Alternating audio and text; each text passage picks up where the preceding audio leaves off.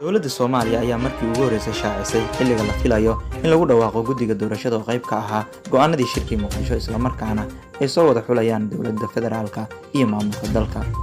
Wasiirka warfaafinta Soomaaliya Ismaan Abuukar Dube ayaa sheegay in bisha November ay naga xigto hal maalin ay gudaha u gali doonaan dhamaystirka guddiyada doorashada, taasi oo ka dhigan in bilowga bishan lagu dhawaaqayo guddigaasi.